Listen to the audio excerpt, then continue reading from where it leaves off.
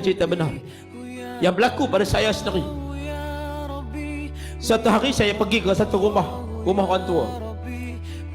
Saya dapat bantuan daripada seorang sahabat ni, minta saya sampaikan bantuan ni kepada orang miskin. Jadi saya pun belilah kain pelekat, beli roti, beli macam-macam lah saya beli. Saya pun pergilah rumah orang tua. Tak payah sebutlah rumah orang tua di mana. Saya pergi, kalau tuan-tuan pernah dengar ceramah saya ni, saya dah sebut berkali-kali dalam TV, saya pernah sebut berkali-kali dalam radio. Saya pergi ke rumah orang tua ni, tuan-tuan, elok saya berhenti saja kereta. Tiba-tiba orang tua berlari daripada dalam asrama orang tua. Dia kata apa?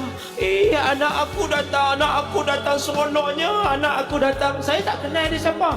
Dia main-main, dia peluk saya, dia cium saya.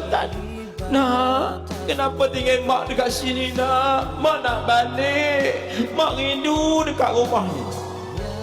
Saya waktu tu, ya Allah, makcik, saya pegang, saya tengok muka dia. Saya hati hang tak mengaku aku mak hang no. Bukan. Saya boleh bayangkan perasaan dia waktu tu, dia rindu kepada anak dia. Saya pun berlakon depan dia, saya kata, mak, maafkan saya mak ya. Saya pegang tangan dia, saya pergi bawa dia duduk atas kursi tu. Saya pun ambil roti, saya suap dekat mulut dia. Tuan-tuan, cuba bayangkan waktu saat itu, hati ibu yang rindu kepada anak ini. Bila kita ambil roti, kita suap dekat mulut dia, apa perasaan dia? Apa perasaan tuan-tuan? Waktu saat tu saya suap, saya tengok air mata dia meleleh. Dia pegang tangan saya, subhanallah. Waktu saat saya suap, tuan-tuan, saya rasa bagaimana perasaan rindunya dia kepada anak dia. Bila saya nak balik, tuan-tuan, dia pegang kaki saya. Nak, jangan tinggal mak nak, mak nak balik. Akhirnya saya minta kebenaran dengan pihak pengawasan di situ. Cek tengok, rupa-rupanya dia ada anak 5 orang. Anak dia yang sulung bergelar seorang Tan Sri, arwah dan bergelar orang kaya, orang memang kaya, hebat orang tu, orang famous orang tu.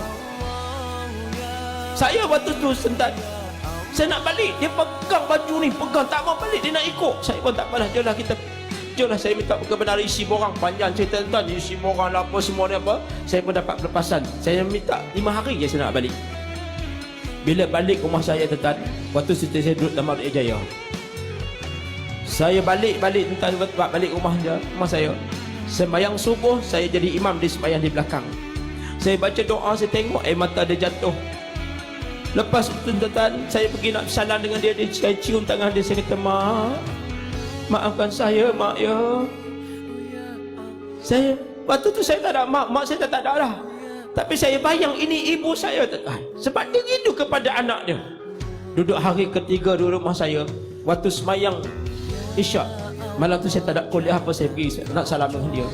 Bila saya nak pergi salam dengan dia pun, ambil kain tudung dia, dia lapik tangan dia salam. Saya kata, mak, kenapa mak lapik tangan? 2 hari dah mak tak lapik tangan dengan saya, kenapa hari ni mak lapik tangan? Dia kata, Ustaz, kau bukan anak saya, Ustaz ya. Subhanallah. Tak bayangkan waktu saat itu tiba-tiba dia sebut nama saya Ustaz. Saya kata, mak, kenapa mak panggil saya Ustaz? Saya anak mak. Bukan. Kalau anak saya, dia tak akan buat macam tu. Kalau anak saya, dia tak akan jadi imam saya. Kalau anak saya, dia tak akan suap makanan kepada mulut saya. Tak bayangkan seorang ibu ni. Tiba-tiba saya pun pegang dia, saya peluk dia, saya menangis.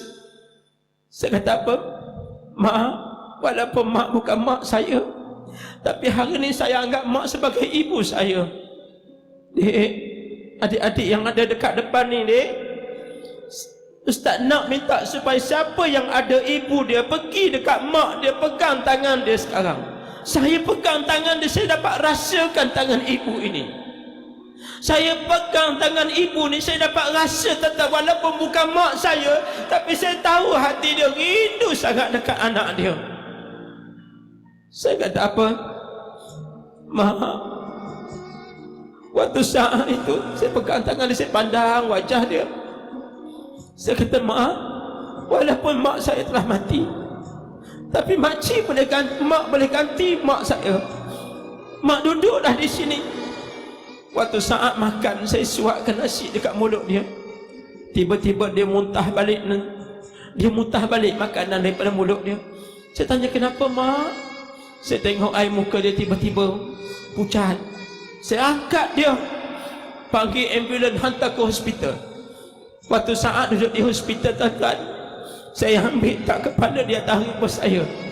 Dia pegang tangan saya. Dia kata, apa? Ustaz, kalau saya mati, tolong jangan beritahu kepada anak saya seorang pun.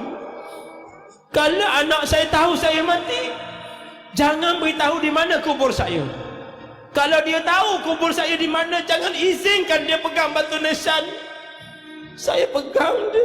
Saya kata, apa mak, jangan cakap macam tu. Isteri saya menangis dekat sebelah, anak saya menangis dekat sebelah, pegang dia, menangis. Kami pegang tangan dia. Mak, kenapa mak cakap macam tu? Jangan. Dia giling kepala. Rupa-rupanya itulah saat di penghujung hayat dia di dunia. Akhirnya dia pun meninggal di atas riba saya di hospital. Dia meninggal di atas pelukan saya. Saya doakan Makcik Hajah Khadijah ini mudah-mudahan rohnya bersama dengan salafus salih. Saya sangat ibu saya. Adik-adik, mak kita dek, mak kita dek, kita semua yang ada mak di sini, tolonglah taat kepada mak. Jangan derhakakan kat dia. Jangan tinggal dia di rumah orang tua. Dia sakit, jaga dia, picit kepala dia. Cuba tanya mak kita dek, letak atas kepala mak, tanya mak, mak, seksa tak mak mengandungkan saya dulu? Seksa tak mak melahirkan saya dulu? Cuba tanya mak kita dek. Mak kita akan jatuhkan air mata di saat itu. Kalau kita tanya demikian, mak kita akan jatuhkan air mata. Sebab tu adik-adik, suaplah makanan dekat mak. Suaplah makanan dekat mak kita. Kakak-kakak, makcik-makcik yang ada anak di sebelah, pegang tangan anak. Pegang tangan anak, suap tak atas tangan atas kepala dia. Cuba selawat 3 kali. Cuba rasa denyutan roh hati kita entah. Cuba rasa denyutan jantung kita. Betapa sayangnya, ihratnya kita kepada anak-anak kita. Ibu-ibu, bapa-bapa yang dirahmati Allah sekalian, selepas daripada 3 bulan kematian makcik ini, sampailah berita itu kepada anak dia yang sulung. Anak dia telefon kat saya, dia kata apa? Doktor, how you ready? What? How you got? I akan bawa you ke mahkamah. I saman you sebab you buat keluar mak I daripada rumah orang tua. Tuan-tuan tahu, 3 tahun dia letak rumah dia, mak dia rumah orang tua, dia tak jenguk, tak pergi tengok mak dia. Sebab tu mak dia rindu kepada anak dia sampai tak nak beza antara saya dengan anak dia. Akhirnya saya tunggu, tidak ada saman. Hampir setahun lebih saya pergi ceramah di Gombak, Masjid Greenwood. Setelah saya sudah ceramah, datang seorang lelaki peluk saya, menangis dalam masjid. Orang heran, tuan-tuan, pasal apa ni? Saya tanya, pasal apa? Ustaz, tolong beritahu di mana kubur mak saya, Ustaz. Tolong beritahu di mana kubur mak saya. Saya kata, kenapa? Kenapa hari ni baru tanya kubur mak kamu? Tolonglah Ustaz, saya nak jumpa dengan mak saya.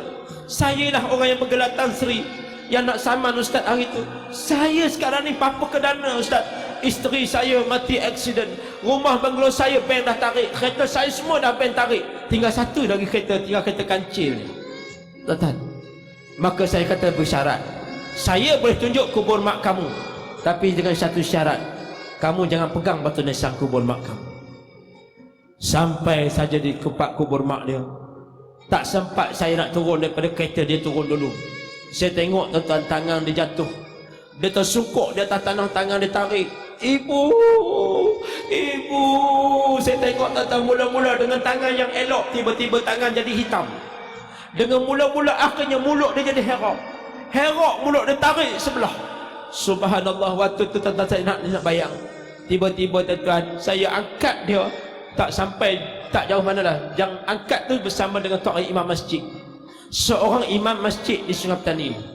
Angkat-angkat tuan-tuan, tak sampai dekat kubur mak dia, tiba-tiba dia menghembuskan nafas terakhir di atas, berhampiran kubur ibu dia.